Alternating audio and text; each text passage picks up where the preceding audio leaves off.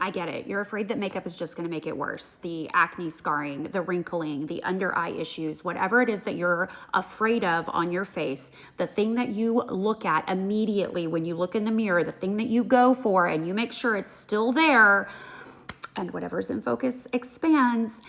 Makeup can make it better from another person's perspective, but you have to remember that you are the magician and you know the magic trick, and you have to be able to let other people see the magic.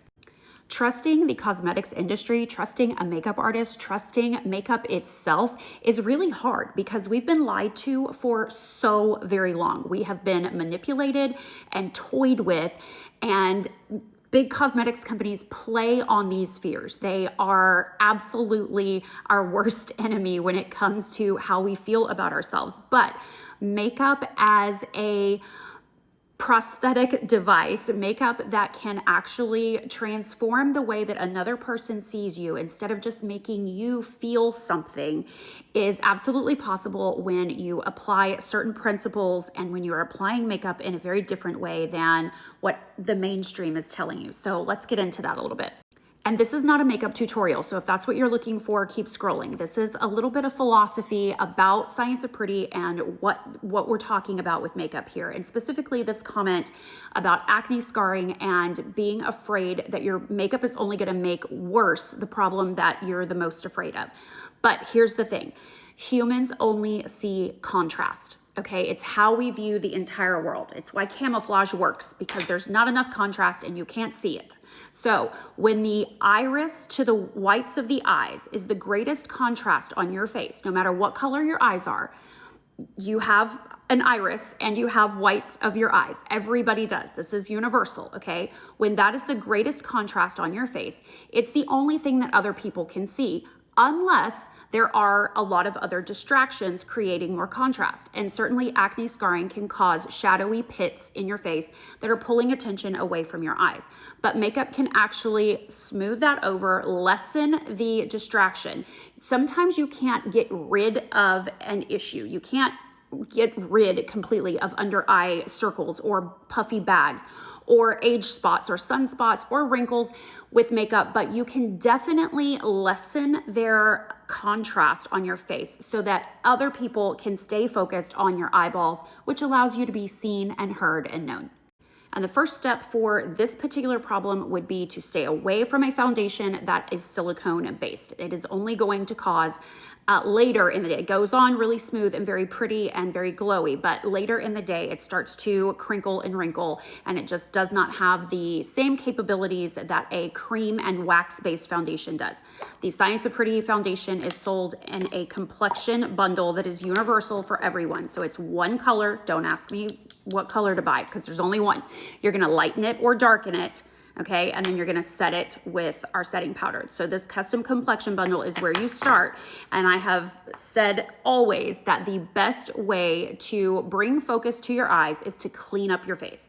So your entire complexion is going to be done with those 4 products, adding a little bit of blush and lip gloss, of course, and brows, but that's your big head start right there, is the best place to start when you're trying to become unafraid of makeup, when you're trying to make peace with makeup, makeup that is not toxic, that does not have petroleum as its base, that does not use formaldehyde, and that is not going to cause your skin to have further issues, okay? So this reads like skincare. The ingredients are practically the same as skincare. The only difference would be the pigment that is added to it. So it is very, very good for your skin. It supports your hydration.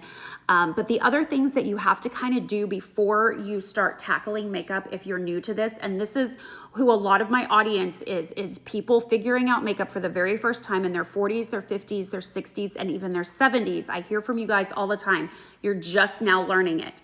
And the first thing that you need to do is not necessarily to buy the makeup that I'm telling you to buy. It's to get out of your bathroom. Stop doing your makeup in the bathroom or in the car, even worse.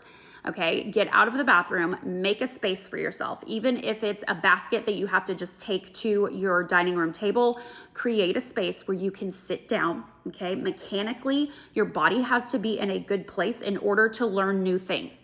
Spaces hold memory, and once you go back to your bathroom, even with new products, you're going to go right back to your old habits. Muscle memory takes over and you're kind of done. So get into a new space, make sure that you're sitting down, and then also make sure that you have really good lighting coming at you. If you can't afford a professional makeup mirror, then I would recommend that you're just facing a window or a big sliding glass door with no other light behind you, so that you only have light coming at you. Turn off the overhead light so you don't have light coming over your head in addition to what is coming at your face.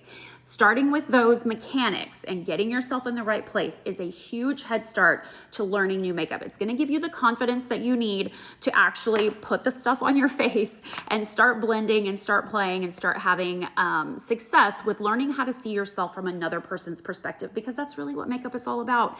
I would love to believe that makeup is fashion, that makeup is all about how I express myself, but that's kind of ridiculous because we don't walk around all day with a mirror looking at ourselves. We hardly ever look critically at ourselves throughout the day. After we inform ourselves what we look like when we do our makeup, we walk away and we don't really think about it again.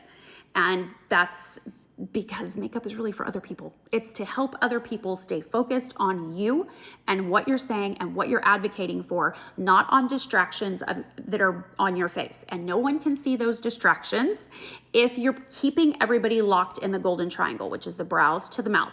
So if you can keep attention right here by bringing this part of your face forward, pushing everything else backward by a little bit of highlighting and contouring, which is not difficult to do, but it will take a little bit of practice if you've never done it before. When you get people to lock in right here, they don't see anything else. Not even the under eye circles, not your hooded eyes, not your wrinkly chin. None of that is visible when you're learning to do it right and you trust that other people are seeing you the way that you look at other people.